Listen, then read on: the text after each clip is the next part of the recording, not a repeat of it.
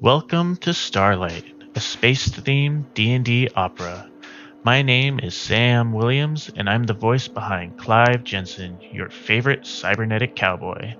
I just want to take a moment to thank everyone for tuning in. This show is a passion project for all of us, and without you, it wouldn't be possible. After the show, if you could drop us a review on iTunes, this will help us further our goal of reaching the furthest corners of the galaxy and allow us to provide the best adventure for every spacer. Thank you, everyone. And with that, let us continue into Starlight.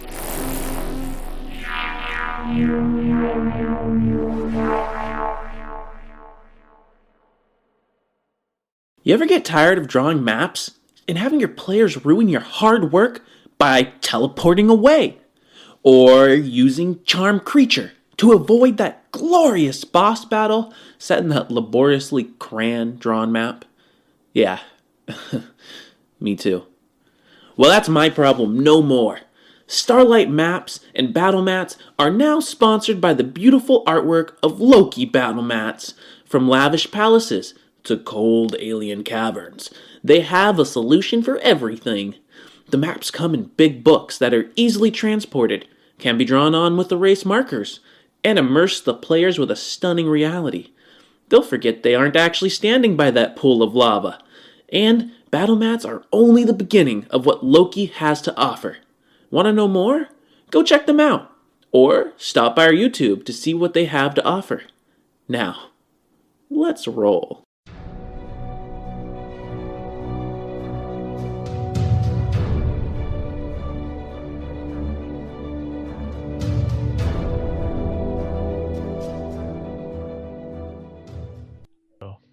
I'm stressing right now, dude. I want to get to this core and just... That was a good move. Yeah, I actually didn't really take much damage through that. I didn't take any damage. Oh, okay. Okay. Oh, look at you guys. I only healed 4 from that spray flush too, because you said 1d4 plus 3? Yes. Did you roll a 1? Or it's 2d4 plus 2. Yeah, I'd roll a 1. Oh, 2d4. Yeah. Okay, hold on. That's not very much, man. Roll a 2 for that. So now I got plus 5, so it would be 3. Alright, I'm not that low actually. I'm pretty good. Plus I wasn't raging at all, but that acid stuff though when it helped at all. I'm saving that for Mr. Stone Boy. Wait, come on. You made it sound like you were recording. Well, it is recording. I feel like I walked in at the wrong time. Yeah. Are you loving it? I am loving it. I feel like I wish I could just roll better on Me attack too! rolls. I'm rolling great on... Did we realize how many people rolled natural ones? Like that whole time? We all had like 5 to 6 All of combined. them. Like it was like, Okay. what the heck? I think it's Isaac. I think he's doing something.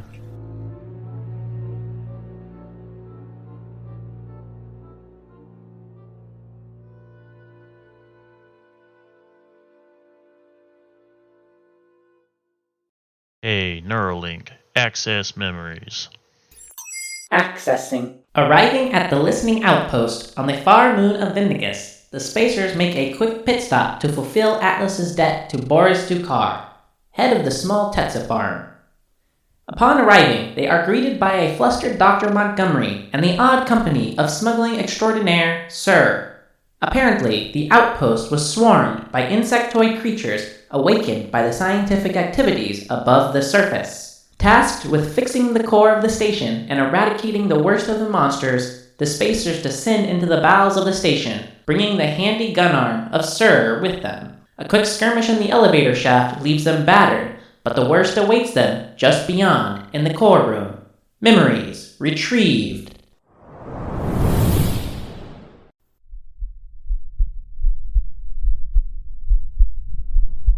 I'm not seeing much down here, you guys, but I will point out one of those critters was bleeding down here, but it's still alive. You guys think that maybe it's a good time to pour that ice-cold water on us before we get to the core, and Clive's going to get ready to get hot and bring him over to himself? What do you guys want to do? We don't have any more. We lost. I've got 1 bucket to share. I still have 1 bucket. It's fine. I think once we get inside, it'll start to heat up, and hopefully you guys can just get to the reactor. Before we get going, Alice, can I have some of that spray flesh? I am not feeling great. I have one more. What do you have? Alice will say that, but he'll just hand it to her. Thanks. So 8, 9, 10. Thank you. I'm feeling almost myself again. Okay. Now, sir, as you brought up the blood, you notice that the trail leads into the area where the cistern is. Dr. Montgomery said don't worry about that area, so maybe we should leave it alone for now and get to the core. I agree. I don't want to Agreed. be down here any longer than we have to. Yeah. We just need to get to the core, fix it, and get out. Okay. The way in is going to be through the door at the center. There's 2 doors. One kind of leads to like a control area, just computers and things like that. You're going to need to go through the center, the first door that you see right in front of you to get into the core room. Sir, I hope you're ready. You're a whole lot of talk. Let's see you put it to action. These hands move faster than you think. I'll get it done. Okay. Are you guys ready? Do you see things in there right now? There's a sound of buttons. The same thing. And yeah, I'm just seeing the same creature moving around. There looks like, I can't tell. No, that's just bodies. Just the creature. Any advice on how to deal with it? Don't die.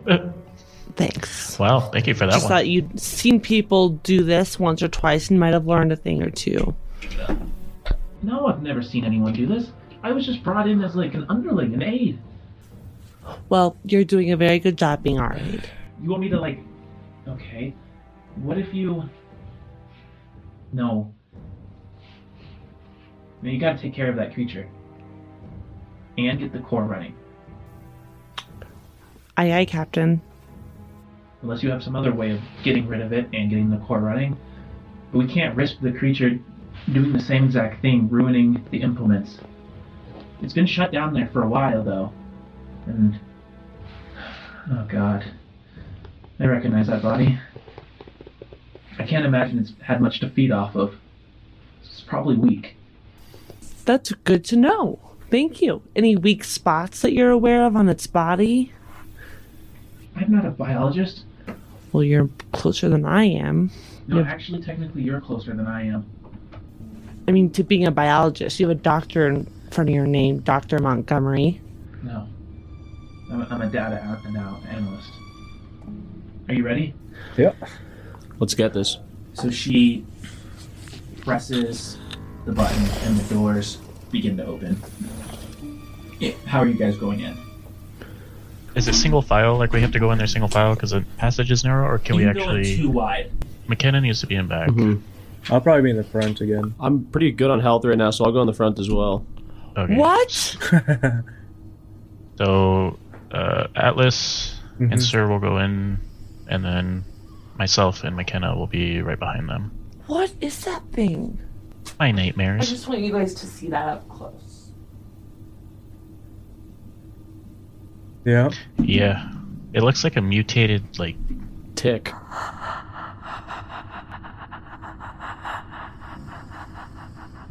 I want everyone to make a stealth roll unless you're just going in guns blazing.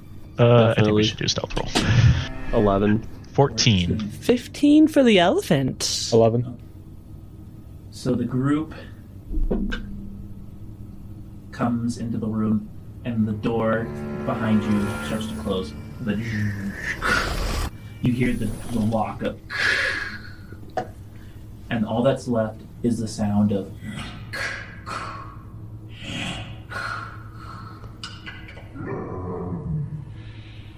you see first this like dark shape as this creature begins to kind of walk around the corner. It has these 2 long, like almost like antennas that come down and probe the bodies, filling them. Their abdomens either like entirely burrowed out, or like the body's half eaten, feeling for something to eat. It's moving with kind of like a slow, weak gait. And just so everybody knows going forward, I only have one spell slot left available, so I can only heal one time. Oh boy. The creature seems not to have noticed you, but it is slowly making its way around the room. You can see the door to the center of the core slightly ajar, and there's just a faint green light coming from it. But it is like a dying light, and it seems to be that light that seems to keep this creature, like a bug, attracted to it as it walks in a circle around.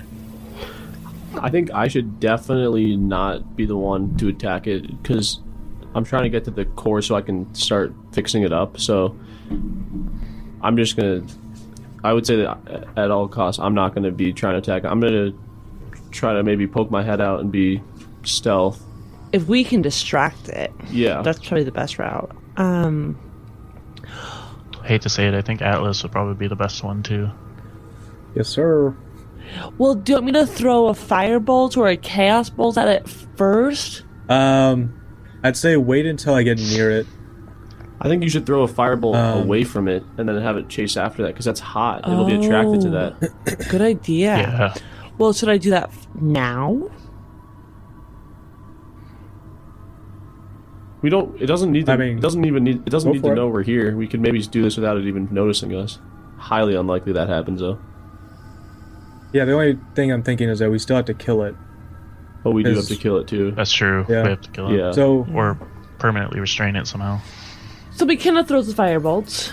From where you guys are, where you entered on the room, you are on like a platform that's lifted about 5 feet above the bottom of the room. There are stairs both to the north and the south. McKinnon, you stand watching the nanobots roll in your hand and fire it off down in the southerly part of the room towards what looks like a bunch of electrical conduits and stuff. And it slams into one of them.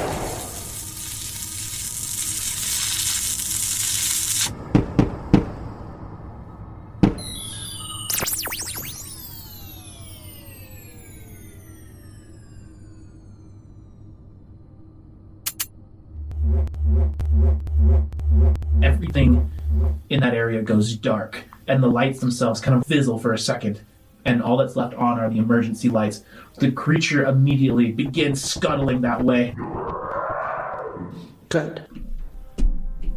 I'm immediately going to sprint towards the core. Okay, so go ahead and move your guy 30 feet how you want to do that. At the end of the 30 feet, I need everyone to roll a perception roll. I got a Perception 16. rolls. 4. 8. Clive, you pick up at the last second. The creature is also attuned to what seems to be some sort of a tremor sense. By the time Clive notices, it is too late. The creature whips around, and it starts kind of making its way towards him. This area that we're in right now, can the creature fit in it? No, not up the stairs, but it has... The area in it kind of has a railing guard, but it's not enclosed. I sprint towards the core and then use my cunning action as a bonus action to hide from the creature. Go ahead and make a stealth roll. 23. So the creature darts off, trying to almost follow with it. It doesn't dart, but its head kind of moves. The antenna's moving with it as it's trying to follow after him. You stop suddenly in the shadows of multiple things, multiple consoles, and kind of kneel down.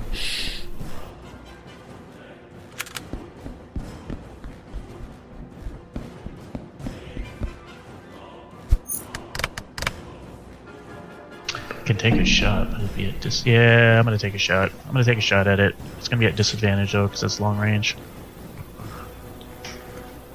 Ooh, 21. It slams into the side of it. The creature immediately rocks. Alice is just gonna do what he initially kind of planned, and then he's gonna jump, and then I'm gonna start raging as a bonus action.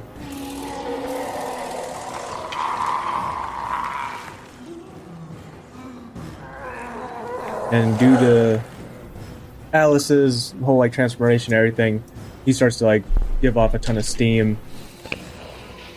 Giving off probably, I'm assuming, an intense amount of heat at this moment.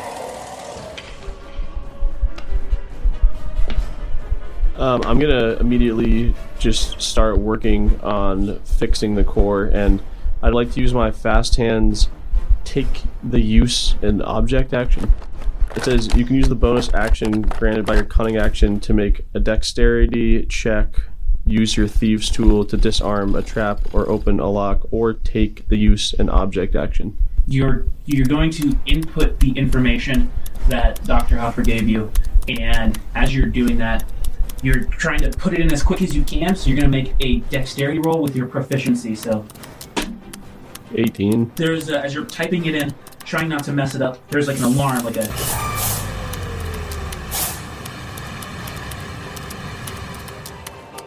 and a single light, like a yellow light from the top, begins to spin, splashing the room in like this iridescent yellow. And then the door stops after getting about 2 feet, and you see that it is jammed. Damn it! The door is jammed. Dr. Montgomery, what's going on here? I'm trying everything I can. There's nothing I can do to override this. Can you slip through? Can someone push it open the rest of the way?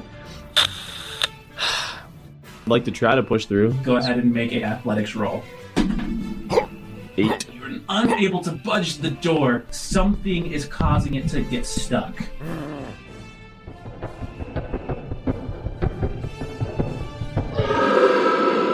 The Ankheg, instead of like going after either Sir or Clive, it begins moving towards Atlas. This singular heat form, taking all of its attention, him stomping around, catching its tremor sense. It hovers over the top of him. Its mouth opens and goes in for a bite. Atlas, you manage to fend off the attack. You bat it to the side, it rears its head back, and it goes in for its second. As it grabs into the side of your arm and starts moving you back and forth, you are grappled by it.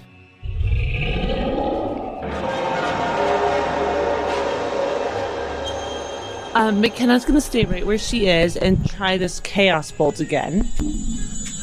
What? Last time I rolled the Chaos Bolt, I rolled a nat 1, and I just rolled a nat 1 now. I can't even get it. This Chaos Bolt builds in your hand. You've been trying to perfect this level of technomancy, and it suddenly blows up in your face. I need you to roll the effect on yourself. Isaac! 8, 14 points of damage. And then whatever its effect is. Wow. Oh, and then I have to roll a die 8 for the effect. Psychic? Okay, so you take 14 points of psychic damage. Your head begins to ring with a... And because it's psychic damage, something within you begins to wake. I need you to roll a wisdom saving throw. This is insane! 10. You see, standing in front of you, an old woman. The hair falling out of her head, the family sign on her neck, and the glitch, the virus that is aphid that has infected your Neuralink, stands in front of you. I've gotten to know you for quite some time, McKenna. Growing within you, seeing your memories. I don't know what life is, but I think you have not lived a good one.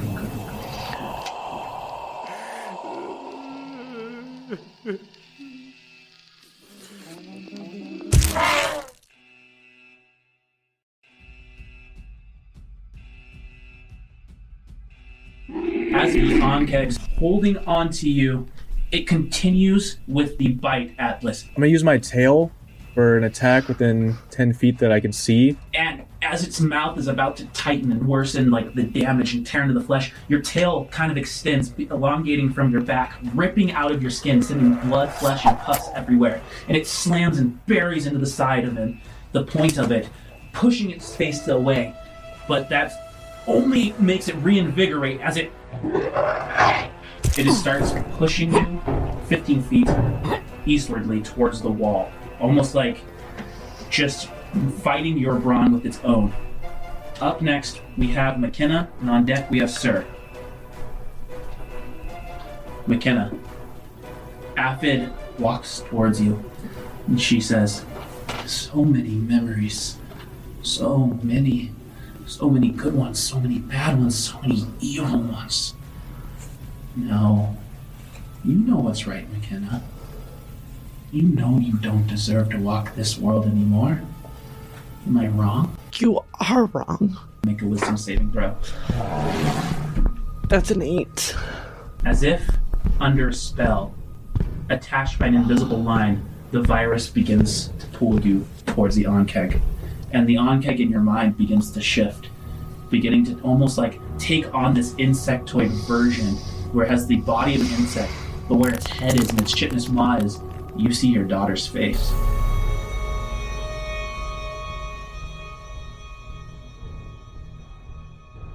I just gotta keep trying to squeeze my way into the core. I shoot my grappler like in a safe spot in there so nothing gets damaged, and try to use that to pull me in. It grabs a hold of a rung. I need you to go ahead and roll an acrobatics check with advantage as it's pulling you. 16. 16? Your DC is 16. Oh, yes. But I'm going to spend a point of my de-inspiration to make you roll at disadvantage. Oh, Isaac! Okay, that's 17, and let's see if 10. You are getting pulled, and you're stuck. Half of your body is in, and the other half is out. Where you're stuck is the case that holds the power core. It is holding you in between the door. This guy's a joke.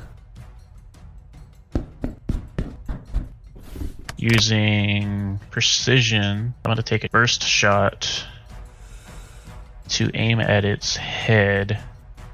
16 to hit. Flares off the side of it. Oh no.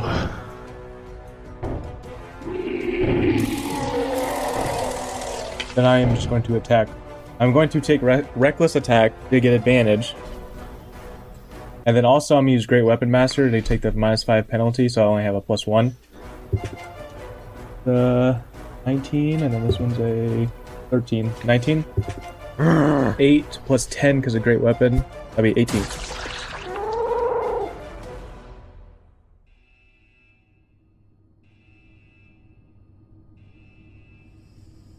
You see part of the maw kind of cracks from the attack, and it kind of staggers back as you dig into this wound. More like this blood and pus kind of falling out.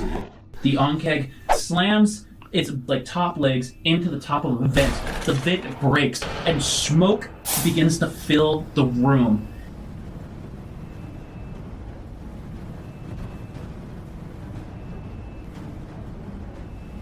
I need everyone who is within 30 feet of it, so Clive, McKenna, and Atlas, to make a Constitution saving throw, DC 12. I rolled a 4. 17. 21. McKenna, you become blinded as the smoke gets into your eyes, and you just can't see.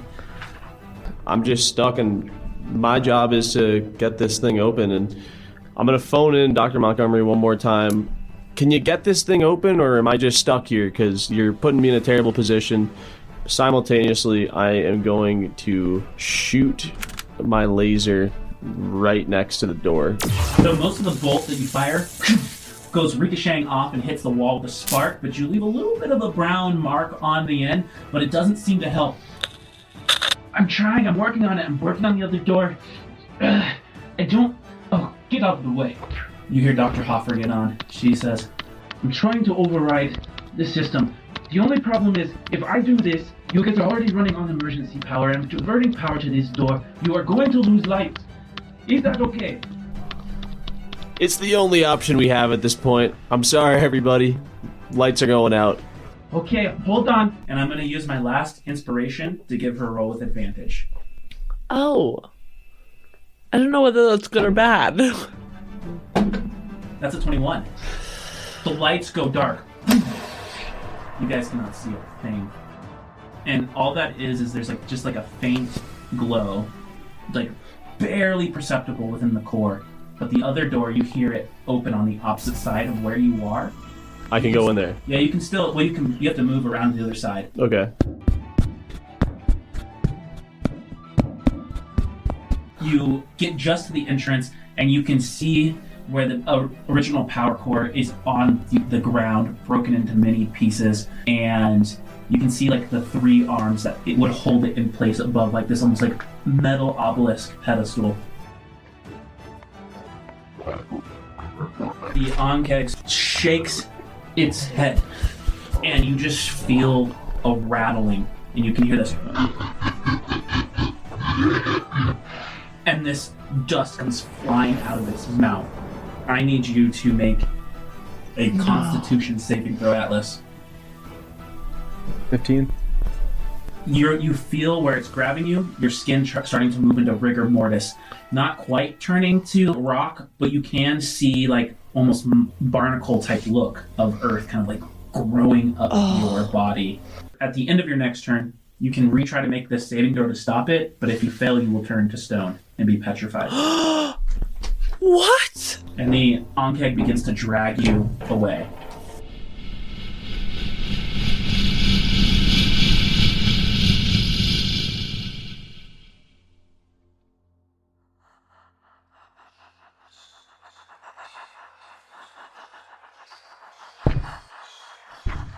I need you to make a wisdom saving throw. That's a 15.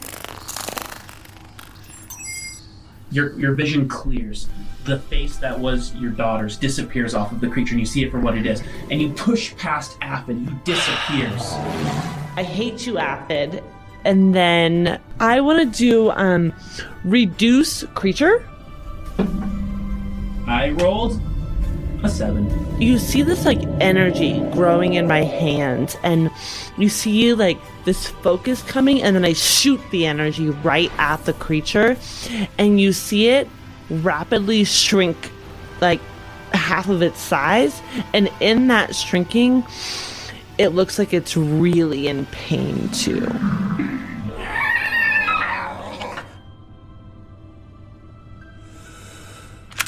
I'm going to take a shot at it, and I'm going to use the precision to aim at its head. Natural 20. 24 points of damage.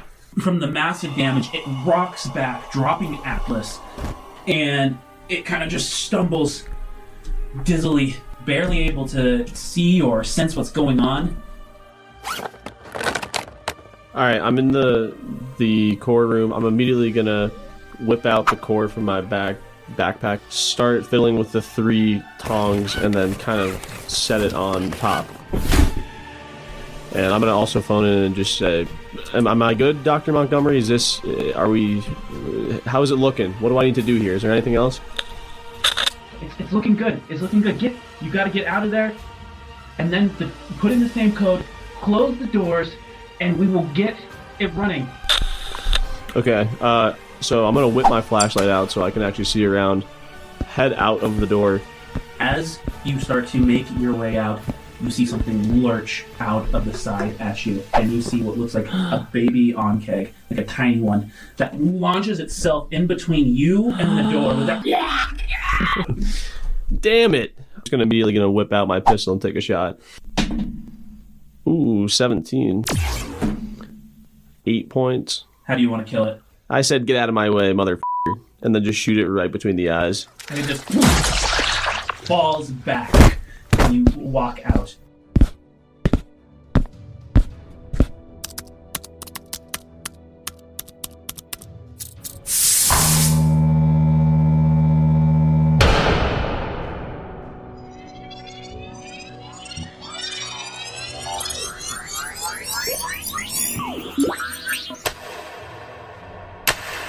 Crew, I told you I was special, but you guys finished up killing that rat yet?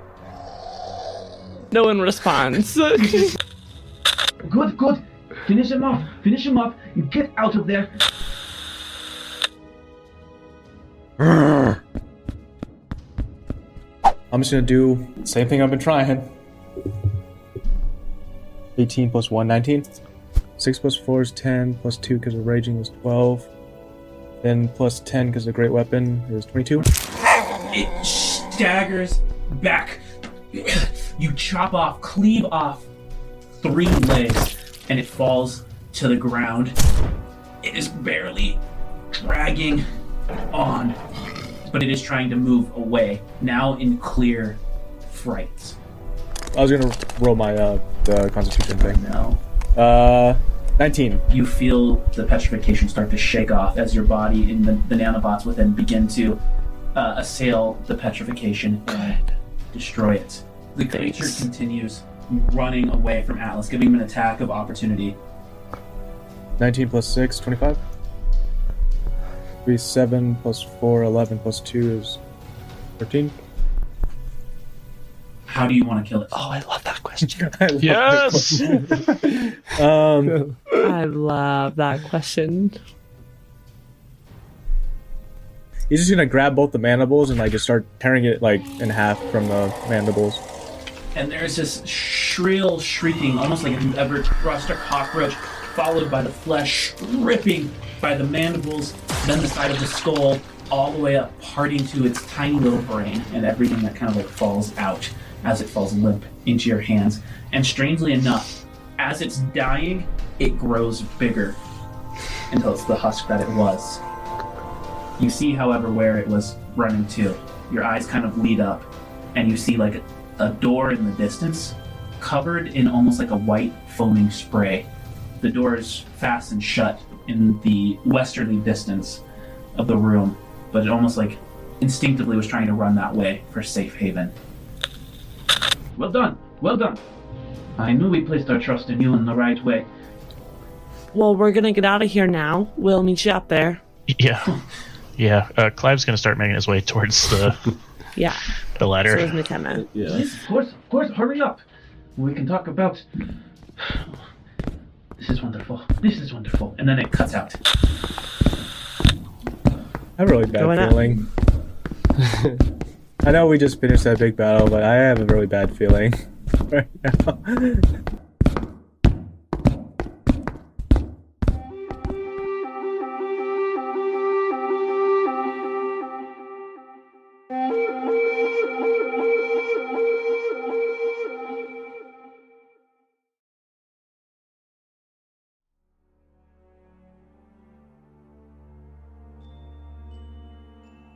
You all return to the rec room, and Dr. Hopper comes to all of you with Dr. Montgomery in tow. You have all done such a wonderful job. Boris Dukar and the Tetsep arm will not forget this. You are helping us make great achievements in our business and in science. And for that, I am eternally grateful. You're welcome. That was pretty much a suicide mission. So I feel like something is owed. That shit was crazy! And you see Seesaw, who kind of pops up from a couch. Sisa, what are you doing off the ship? Do I ever listen? No. I couldn't get rid of him. I told him he could watch. Well, are you proud? I mean, you all are bad asses. And Seesaw... Language! Sorry, you are all bad tookishes. Thank you. And you see that he is looking at both Clive and Atlas with great admiration. As it should be. Can Sir bring him over and start showing him his laser pistol and maybe start trying to show him how to use it? I know how to use this. But he goes over with you nonetheless. Already like starting to mix in with a not so great crowd. Dr. Hoffer watches him walk away. Seriously, you've done a wonderful job. Now, as far as I understand, Atlas, your debt to Boris here is done. And if there's anything we can ever do for you and the crew of C2, we will try our best. We are already getting information in and out. And as we have already discovered, it would seem that things are changing rapidly. The Acers are already beginning to change and adapt to these new situations, but Endul are under occupation. By who? By a group of pugs. A coalition of them and other disparate groups, but mostly pugs as far as I can understand. And they go under the banner known as the Burned Flag. Are we able to get in? I don't know. I have not been. But I only tell you this so that you may be careful. It could be dangerous territory entering. But as Atlas knows, Acers tend to adapt and profit off of whatever changes happen. So, this moon and the backside of it here is far from prying eyes. No one besides you, all, my colleague here, Boris, and a few of the Tetsip arm know that this exists. While I would not ask that you bring any of the armadas out this way or forces, if you ever need to make a smuggling run, most people do not come back this way. That is the best I can offer you. But do not bring this occupation force down upon us. As far as I understand from the transmissions that we're starting to get, there is already a freedom force fighting under the backing of the Triumvirate. But it looks like a losing battle. We missed a lot in the travel here over those 92 days. You may stay here as long as you need to rest up, recuperate, but just be careful and know that we at the Tetsip owe you a great debt. You will have assuredly changed many things of the future to come. Even you, sir. I'll keep that in mind. Good. She goes and gives every single one of you the comlink channel to her private comms. You may have need of your skills in the future. So consider that to try out for a contract basis in the future. Thank you. If we could stay here for the evening, that would be much appreciated, and we'll make a plan tomorrow. Well, guys, it's been fun. I think I've proved myself trustworthy enough here. I've got some unfinished business myself, if you guys are interested in the near future. A couple people just killed a lot of my crew. I could use some help. So maybe on the way to this next mission, we can take care of a little business, and I think there's going to be something in it for all of you if you help me out. Well, you did scratch our back, so I guess it is time that we scratch yours. Thank you very much, Clyde. We can talk. And with that, I think that's a good place to call the game and say thank you to our guest player, Spencer Brown. Man, thank you for joining. That was awesome. You added a whole lot to that game. Yeah. Seriously. That was a lot of fun. That was a lot of fun. That was I love the banter. So I had a lot of fun. It is real. Yeah. And for anyone who wants to follow you or check out what you got going on, because for people who know, I'm really passionate about combining both athletics and creative outlets, as I didn't have that getting into the sports world. Spencer is very big in the sports world himself, also a professional athlete. Where can they follow you or look at your content that you're creating? Just if you go on YouTube and go to the Athlete Special, it's just a channel for running content, but maybe there's some crossover with D&D fans as well. Cool. All right, guys. Thank you for joining us, and we'll see you next time. See you later, Spacers. That was pretty cool. That was so fun. Was nuts. You guys are so powerful. Clive and Atlas put together so much damage. I just want to say that was... Thank you for listening to this episode of Starlight. If you enjoyed this, please like, share, subscribe. For early releases, exclusive RPG content, and other bonus material, check us out on Patreon at patreon.com/starlightadventures. And to reach us for questions to be aired, email us at thestarlightadventures@gmail.com. See you next Tuesday, Spacers.